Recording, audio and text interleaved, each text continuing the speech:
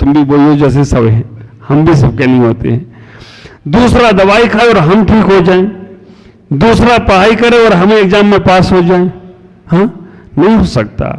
तो दूसरा भगवान की भक्ति करे और हमें मुक्ति मिल जाए, हाँ हम लोग महाराज बन जाए और तुम लोग मुक्ति चले जाओ, ऐसा होगा क्या? नहीं होगा। तो हमें खुद कुछ करना पड़ेगा, अपने कल्याण के लिए तो करना पड़ेगा। हम दूसरों के लिए कर पाए या ना कर पाए, लेकिन अपने लिए सोचो। देखो कमाओ धमाओ, कमाओ मतलब नहीं है, खूब करो तुम, लेकिन अपना कल्याण किस में होगा, अपना जीवन का उत्थान किस में होगा? ये सब संसार का धन दौलत व्यापार यही रह जाएगा। अपने लिए हम पूरा समय ना निकाल पाए, पूरे वैरागी ना हो पाए, तो कम से कम 10 मिनट तो अपने लिए सोचो, जिसमें कोई भी नहीं चाहिए हमको। हमारा आगे हमें भविष्य क्या करना, एक इंडेक्स बनाओ पूरे जीवन की। हमने 40 साल तक 50 साल तक कमाया, अब 50 से 60 तक अपने बच्चे को किसी को तो तैयार करो जो तुम्हारा व्यापार संभाल पाए। क्या आखिरी दम तक तुम ही संभालते रहोगे? और नहीं संभाल पा रहा है तो अपना सब एफडी बनाकर डाल दो, अपने आप आता रहेगा। अब तुम धर्म ध्यान करो, तुम पूजा पाठ करो, साधु संतों की सेवा करो।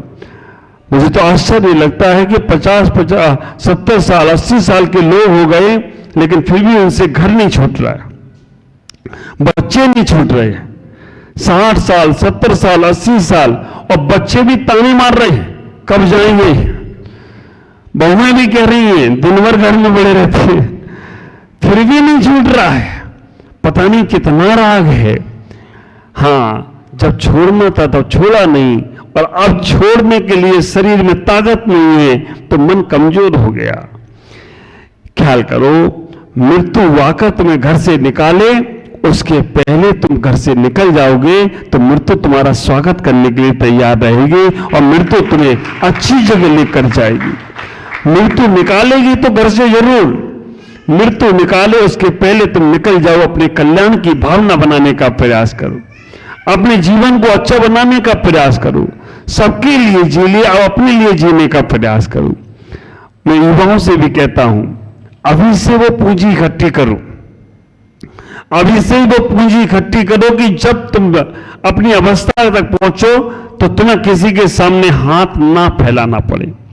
देखो बचपन जो होता है ना, बचपन ज्ञान अर्जन के लिए होता है।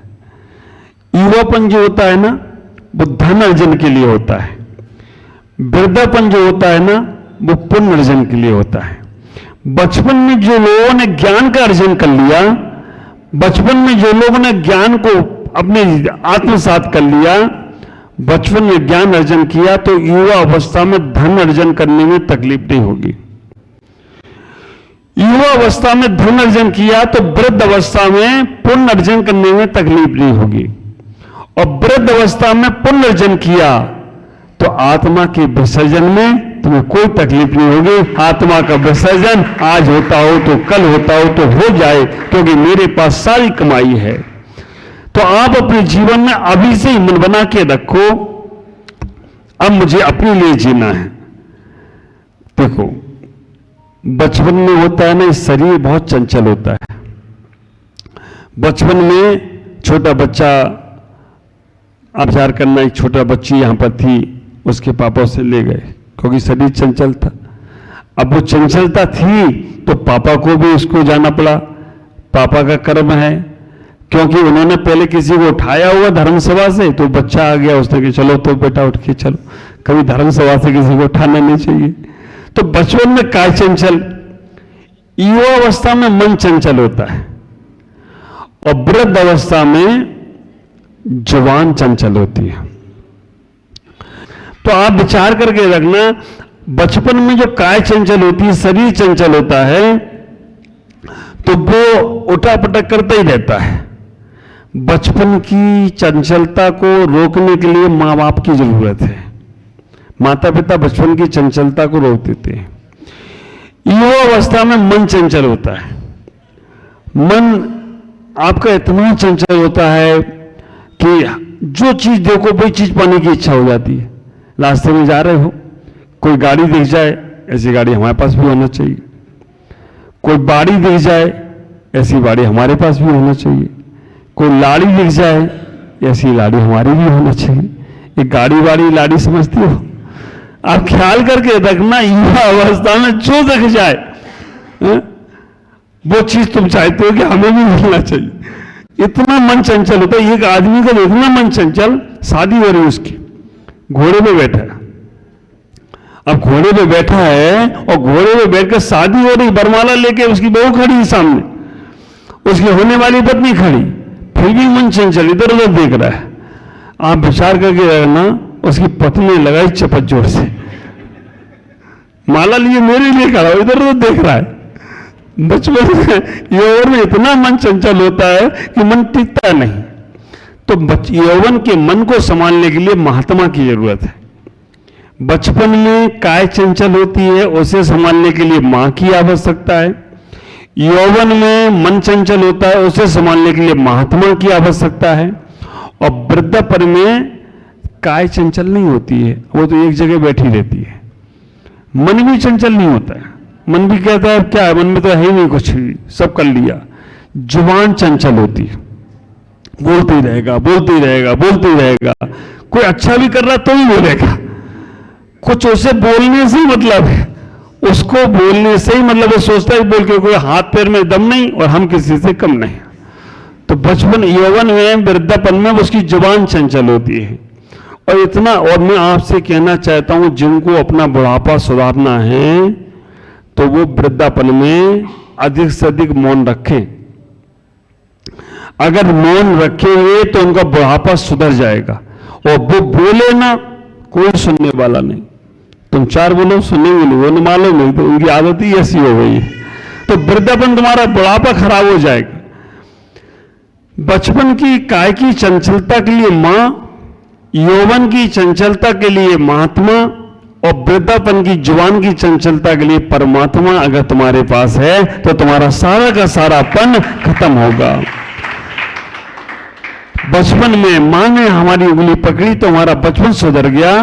यौवन में हमने महात्मा को पकड़ लिया तो मेरा मन सुधर गया।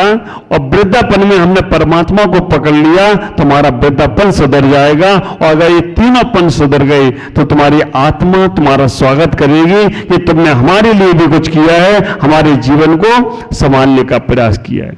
ख्याल करना, वृद्धापन में जितना हो सके भगवान की जाप करो, जितना हो सके हमें अपना ध्यान करना है, तभी हमारे जीवन का लक्ष्य प्राप्त होगा। आप लोग अपना लक्ष्य निर्धारित करें, क्योंकि हमें अपने जीवन में ये सोचना है कि हमने व्यापार किया, बिजनेस किया, परिवार किया, अब अपने लिए विचार करना है। अब देखो हमारी रचना भैया यहाँ बैठी हैं, हमारे हैप्पी भैया यहाँ बैठे हैं, हमारे दर्शन भैया यहाँ बैठे हैं, हम साधु संत यहाँ बैठे हैं, बहुत से लोग हमारे एटा वाले भी हैं, निर्मला बहन हमारी इंदौर की हैं, कहां से वो देखो पीछे बैठी मां, है ना। सबका ख्याल रखती है, इनने सब कुछ किया घर में, इनके घरों में कोई कमी नहीं थी, इनने अपने घर के हर बसंत को पर कर लिया। लेकिन इनने कहा कब तक घर में लगे रहेंगे, कब तक घरों की व्यवस्था बनाते रहेंगे, कब तक बच्चों में बहुओं में लगे रहेंगे, अब मुझे अपना करना है। तो अपने करने के लिए जिन्होंने अपना कल्याण किया उनके कल्याण में लग गए, तो इनका भी कल्याण हो रहा हो तो कोई आश्चर्य की बात नहीं। तो ये सोचता हूं कि कितना पुण्य कमा रहे हैं, जहां रास्ते में कोई नहीं रहता।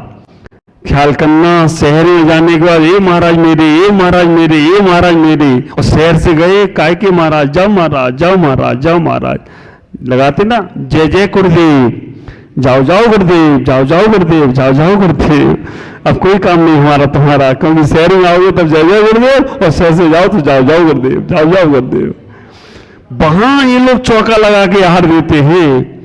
ख्याल करके रखना, वहां ये लोग अपने घर की सुविधाएं छोड़कर, देखो हम साधु संत अपनी सुविधाएं, क्योंकि हमें सुविधाएं चाहिए नहीं, जहां साधना है वहां सुविधाएं नहीं चाहिए, साधना छोड़कर हम सुविधाएं छोड़कर तो आए हैं, पर इनके पास सारी सुविधाएं, क्या कमी है इनके पास। अब विचार करो, हमारे हैप्पी भाई भीमापुर में कहां मेम साहब गारमेंट्स, बड़ा सा इनका भाई यही रहता है, आया क्या अभी, आएगा। इतना बड़ा गारमेंट्स का काम, इतना बड़ा व्यापार बिजनेस, और छोड़कर इस बैराग की लाइन पर, बैराग की मार्ग पर बढ़ गए। कहां पर कहां उन्होंने अपना जीवन उसमें लगाया था, कोई कमी नहीं थी। सैकड़ों नौकर दुकानों पे काम कर रहे हैं, खूब अच्छा बिजनेस चल रहा है, लेकिन नहीं, कहां हमारे दर्शन भैया को देखो, कहां कहां कौन कौन सी डिग्रियां, उन डिग्रियों का हमें भी नहीं मालूम, वो डिग्रियां प्राप्त करी, हर क्लास में टॉपर रहे, कॉलेज में टॉपर रहे, इतना अच्छा एजुकेशन करने के बाद अगर जॉब चाहें तो लाखों करोड़ों की जॉब कर सकते हैं।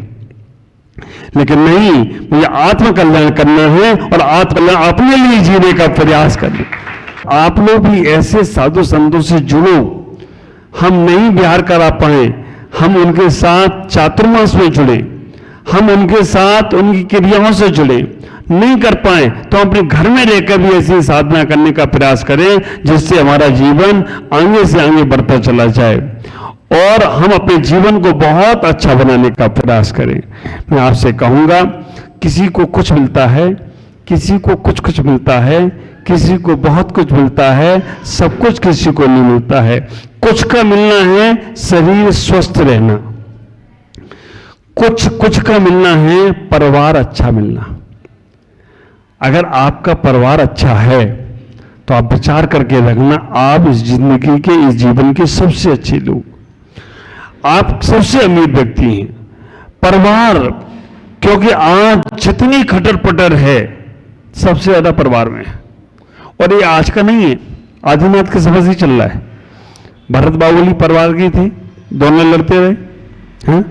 पांडव कौरव परिवार के थे, दोनों लड़ते रहे। आप विचार करके रखना। हाँ, हम जब सिद्ध चक्र विधान करते तो मैना सुंदरी के पिता ही प्रजापाल, वो भी परिवार के थे, वो भी लड़ते रहे। आप जितने देखोगे तो वो परंपरा तुम भी निभा रहे हो। अभी परिवार में झगड़े चालू है और परिवार से ही तुम्हारा सारा का सारा बंटाधार हो जाता है। कभी कभी तो आश्चर्य लगता है, एक बच्चे को एक पिता मार रहे थे और मार इसलिए रहे थे कि वो पढ़ाई लिखाई में ध्यान नहीं दिया होगा, नंबर अच्छे नहीं आए। तो उसके बच्चे ने कहा पिता से कि आप हमें इतना मार रहे हो, क्या आपके पिताजी भी मारते थे क्या? उन्होंने कहा जब मैं वो पढ़ता लिखता नहीं था तो मेरे पिताजी भी मारते थे। तो बच्चे ने पूछा कि उनके पिताजी भी उन्हें मारते थे क्या? उन्होंने कहा हाँ, उनके पिताजी भी मारते थे। उन्होंने कहा उनके पिताजी भी मारते थे क्या? उन्होंने हाँ, उनके पिताजी भी मारते थे। तो उन्होंने एक खानदानी गुंडागर्दी है तुम्हारी, एक खानदानी चल रही है अभी तक, एक कब खत्म होगी? तुम भी मार रहे हो, हम भी मारेंगे। तो खानदानी गुंडागर्दी खत्म करना है तो अपने परिवार से अच्छा व्यवहार बनाओ, नहीं तो फिर अगले जन्म में तुम्हें बदला लेने आना पड़ेगा। फिर वो तुम आज बोलोगे, कल फिर वो आएगा, फिर तुम्हारा फिर बदला, क्योंकि हिसाब किताब तो बराबर करेगा। अभी वो कमजोर है तो तुम्हें सुन लेगा, अगले बार वो पावरफुल होगा तो तुम्हें सुनाएगा। तो इसलिए अपने परिवार के झंझटों से बचने के लिए कहावत है ना, रहना है तो सहना है। जो रह सकता है, देखो कुछ कह दो, कुछ रह लो और कुछ सह लो, काम हो जाएगा।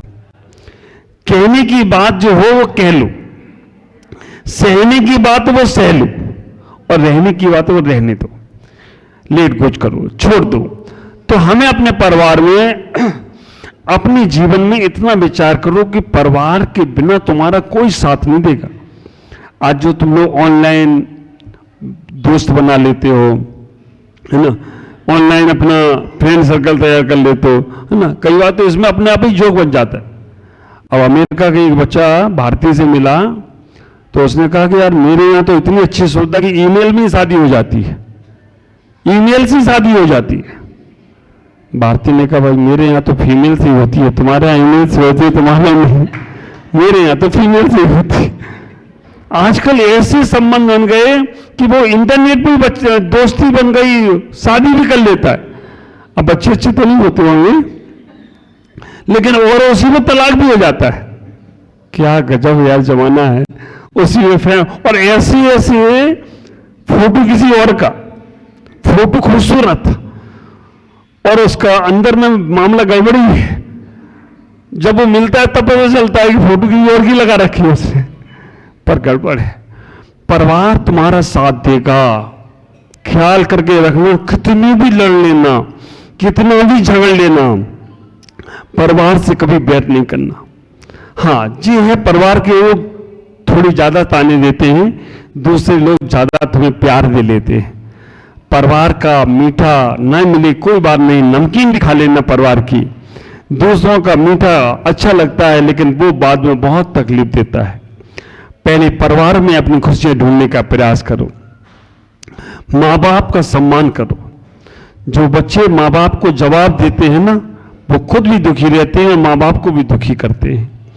माँ बाप भी सोचते हैं कि कौन सा पाप का उदय है कि आज जिन बच्चों को मैंने पैर पे खड़ा किया, जिन बच्चों के लिए मैंने सब कुछ नौछावर कर दिया, आज उनके लिए मुझे तरसना पड़ता है, उनसे बात करने के लिए। और एक बात का ख्याल रखना, अगर तुम्हारे माँ बाप तुमसे बात करने में डर रहे ना, तो तुम जीवन भर पाप कमा रहे हो, क्योंकि इतना भयभीत कर दिया तुमने उनको।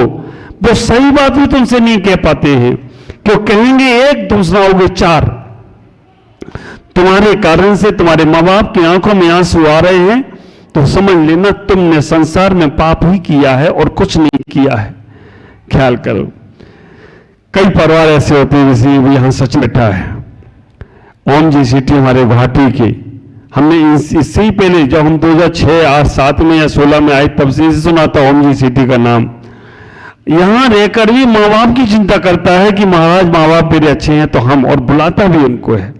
हमारा नीरज बेटा है, गुवाहाटी से ही है।